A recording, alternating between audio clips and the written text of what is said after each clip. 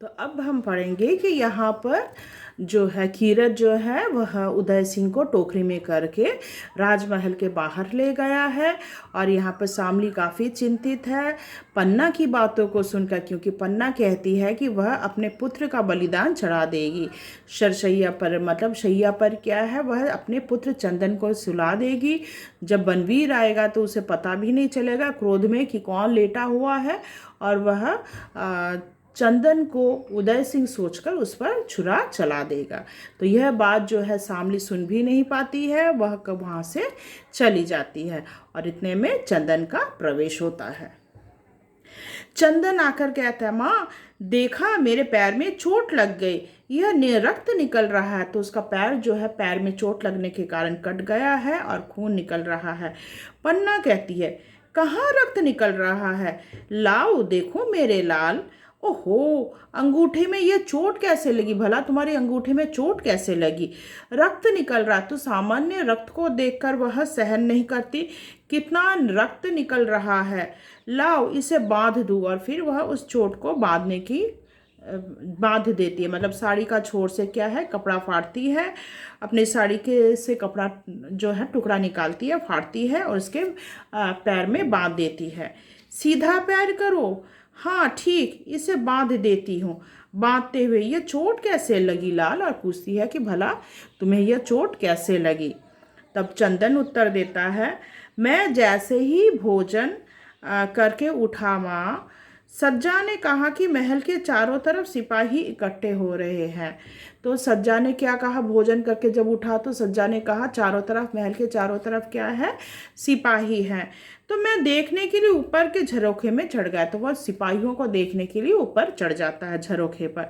अंधेरे में कुछ दिखाई नहीं दिया, जैसे ही मैं नीचे कूदा एक टूटा हुआ शीशा अंगूठे में चुभ गया। तो जैसे ही मैं ऊपर से मैं कूदा तो क्या हुआ, शीशे का टुकड़ा मेरे पैरों में चुभ गया।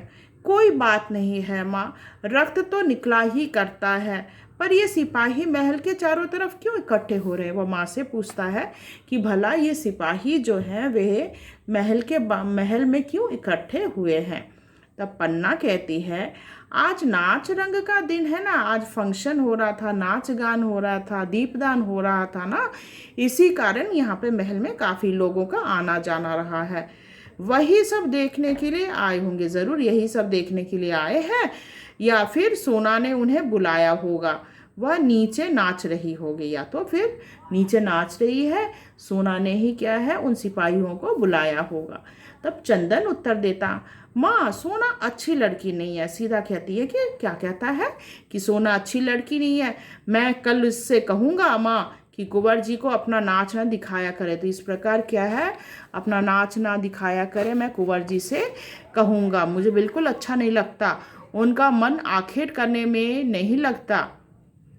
तो वो जिस प्रकार से क्या है चंदन उदय सिंह का मन भंग कर रही है, तो यह उचित नहीं है, मैं भी उसे समझा दूंगी। पन्ना भी कहती है कि मैं भी क्या है सोना को समझा दूंगी कि इस प्रकार क्या है उदय सिंह के पीछे उसका मन मत छेड़े।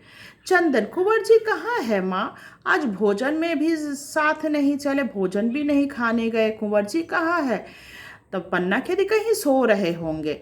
चंदन तब पूछता है, तब से वे सो ही रहे हैं, मैं कुंवर जी को नींद क्यों आती है, भला माँ कुंवर को इतनी नींद कैसे आती है, मैं देखूं कहाँ सो रहे, कहाँ सोए, जरा मैं भी तो जाकर देखूं। पन्ना तब कहती है, बुरा मानकर कहीं सो रहे होंगे, वे बुरा मान गए हैं इसीलिए कहीं सो रहे हैं। चंदन कहती है, सोना ने उन्हें बुरा मानना सिखला दिया माँ, नहीं तो कुंवर जी पहले कभी बुरा नहीं मानते थे, पहले तो कभी बुरा नहीं मानते थे, तो क्या है सोना ने उन्हें बुरा भी मानना सिखा दिया। खेल खेल में भी बुरा नहीं मानते थे, साथ खेलते थे, साथ खाते थे, आज अकेले कुछ खाया भी नहीं गया माँ, आज अकेले अकेले मुझे भोजन भी अच्छा नहीं लगा। तब पन्ना कहती, तो चलो चंदन मैं तुम्हें जी भर के खिला दूं। कहती चलो चंदन, आज मैं तुम्हें ही भोजन खिला देती हूँ। चंदन कहता, अब कुंवर जी के साथ कल खाऊंगा। तो चंदन भी क्या है, ठीक से भोजन नहीं करता और कहता मैं कल क्या है भाई के साथ कल खा लूँगा। अब कुंवर जी के साथ कल खाऊंगा माँ, कल हम दोनों साथ बैठेंगे, तुम प्रेम से परोस परोस कर खिलाना। तो क्या है, कल हम दोनों साथ खाएंगे और क्या है, आप बहुत प्रेम से हम दोनों को खिलाना। माँ कुंवर जी से भी ज़्यादा कहते हैं कि मैं चंदन से ज़्यादा खाता हूँ, अब कल से यह कहना भूल जाएंगे। तो क्या है, वो हमेशा यही कहता है कि मैं आप उससे ज़्यादा खाता हूँ, तो हम दोनों साथ बैठेंगे, मैं दिखा देना चाहता हूँ कि मैं ज़्यादा खाता हूँ।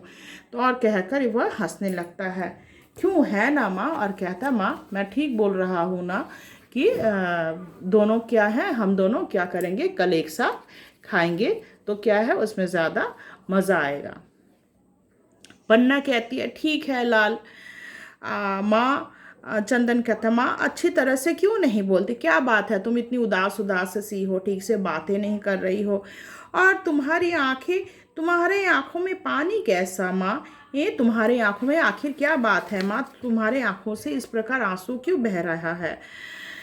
तब चंदन कहता है, पन्ना कहती कहाँ चंदन, पानी कहाँ, और तुम्हारे अंगूठे से रक्त की धार बहे, मेरी आंखों में एक बूंद पानी भी ना निकले, तुम्हारे पैरों में चोट लगी है, खून की धारा निकल रही है, और इसे देखकर क्या मेरे आंखों से आंसू नहीं बहेंगे।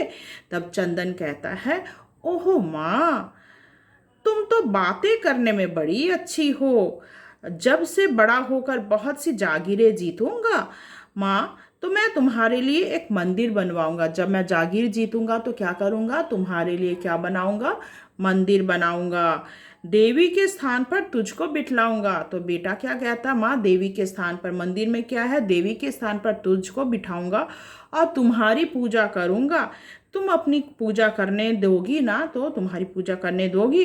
तब पन्ना कहती है तुझसे मुझे ऐसे ही आशा है चंदन, तो मैं यही आशा करती हूँ कि तुम ऐसा ही करोगे।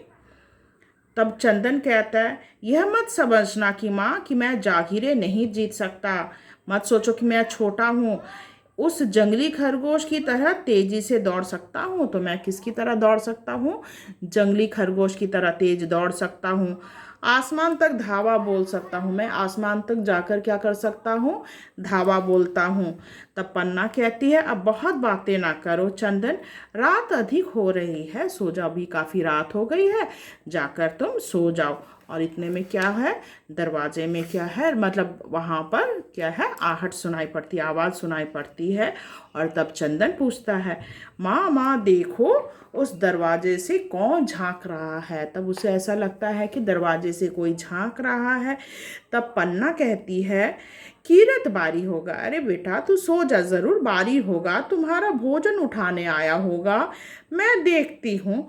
और उठकर देखती है, और वहाँ से उठती है और उठकर देखने जाती है कि दरवाजे पर मतलब कौन महल के अंदर आसपास घूम रहा है। आशा करती हूँ यहाँ तक समझ में आया होगा, बाकी मैं पार्ट 10 में समझाऊंगी। धन्यवाद।